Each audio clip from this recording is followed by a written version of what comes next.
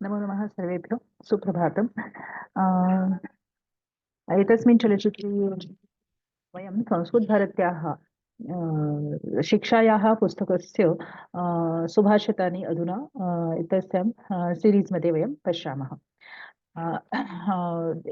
अस्मिन् चलच्चित्रे वयं संस्कृतभारत्याः शिक्षायाः पुस्तकस्य प्रथमपाठस्य सुभाषितद्वयम् अथवा सुभाषितद्वयस्य अध्ययनं वयम् अधुना कुर्मः। शिक्षा पुस्तकमस्ति सर्वेषां गृहे। पृष्ठक्रमाङ्कः अस्ति 11। एकादशे पृष्ठे प्रथमं सुभाषितम् अस्ति, तत् अहं पठामि। दम्भेन लोभेन हि धिया हिया वा प्रायो विनीतो जन एष सर्वः वैराग्यतस्त्वात् हृदयं विनीतं नरं वरं दुर्लभमेव मन्ये। अतः अधुना एतस्य पदविभागं अस्माभिः करणीयमस्ति। पदविभागः इत्युक्ते सन्धि विग्रह, तत् वयम् अधुना कुर्मः। दम्भेन लोभेन धिया हिया वा प्रायः, अत्र विसर्गसन्धिः अस्ति, विसर्गस्य लोपः अभवत्।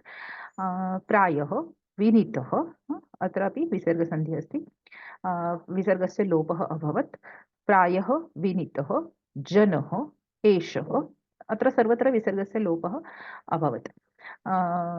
जनः एषः सर्वः। वैराग्यः, विसर्गस्य क्षम्यतां, वैराग्यतः विसर्गस्य सकार अभवत्, सकारः। वैराग्यतः तु आरुधयम्, वैराग्यतः योग तु योग आरुधयम्, तु योग वकारस्य आदेशः अधुना वयं प्राप्तम्, अत्र आदेशं प्राप्तम्। अत्र यणसन्धिः अस्ति, अत्र तु आरुधयं विनीतं नरं वरं दुर्लभम् एव मन्ये। दुर्लभं योग एव, अत्र सन्धिः नास्ति, अत्र केवलं वर्णमेलनमस्ति। एवं प्रकारेण वयम् अधुना पदविभागं वयं कृतं। सन्धिः कुत्र कुत्र अस्ति? अत्र प्रायः योग विनीतः, विनीतः योग जनः, जनः योग एषः, एषः योग सर्वः, वैराग्यतः योग तु योग आरुधयम्। एतेषु स्थानेषु केवलं सन्धिः अभवत्। अधुना प्रतिपदार्थं वयं पश्यामः। दम्भेन, दम्भ इत्युक्ते किं? किमपि बृहत् कर्तुं कोऽपि किमपि वस्तु यदि बृहत् कर्तुं दर्शयति, तत्र दम्भ वयं दम्भ वक्तुं शक्यते। दम्भ म्हणजे एखादी गोष्ट जेव्हा मोठी करून दाखवली जाते, किंवा जी गोष्ट नसते त्याचा तिथे म्हणजे प्रेझेन्स दाखवलं जातं, किंवा जेव्हा छोटी गोष्ट असते, कुठलीही गोष्ट, म्हणजे माझ्याकडे समजा कमी पैसे आहेत तर माझ्याकडे फार जास्त पैसे आहेत असं मी जेव्हा दाखवते, त्यावेळेला त्याला दंभ असं म्हटलं जातं.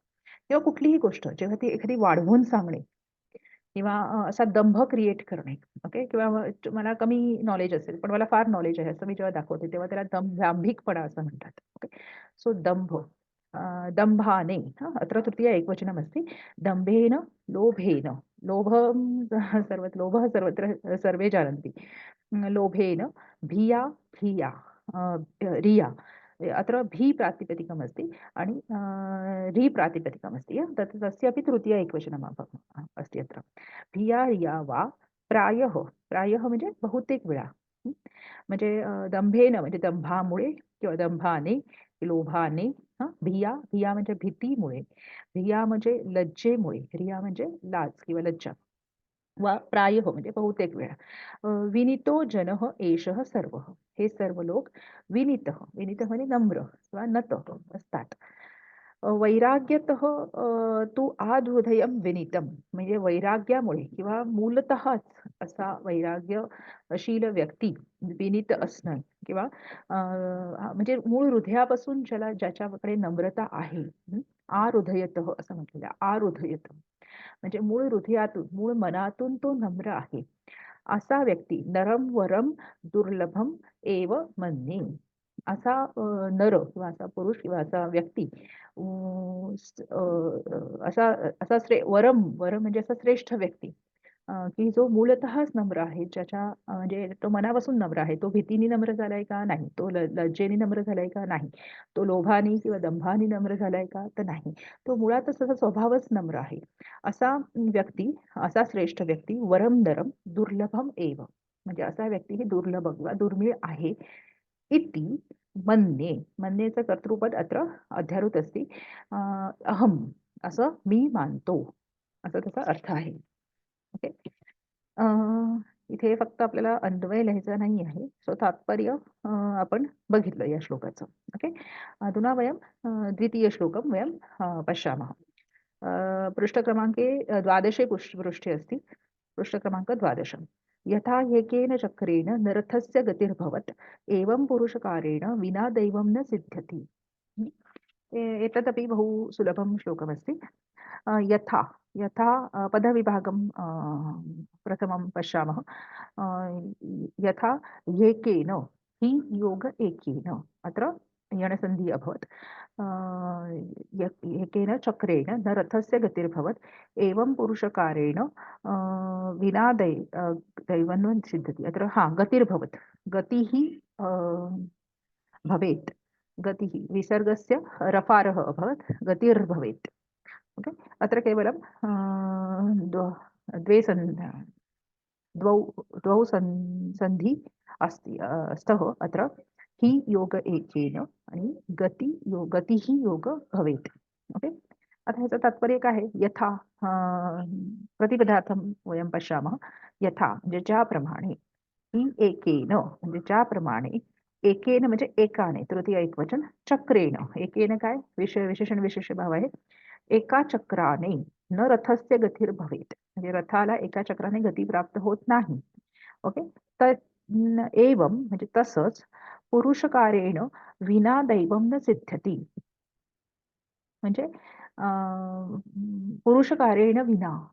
आता इथे तृतीया कोणाची आहे? पुरुषकारेण पुरुषकारमची आहे. पुरुषकारेण विना विनायोगे तृतीया म्हणजे पुरुषकार म्हणजे पुरुषकारेण म्हणजे प्रयत्न. आपण जे प्रयत्न करतो किंवा जे एफर्ट्स घेतो ते सगळे. विना पुरुषकारेण म्हणजे प्रयत्न केल्याशिवाय दैवं न सिद्धती म्हणजे साध्य म्हणजे भाग्य सफल होत नाही. असा त्याचा अर्थ होतो. काही जे काही इच्छित प्राप्य असतं ते प्राप्य होत नाही. ओके. एवं प्रकारेण वयं प्रथमस्य पाठस्य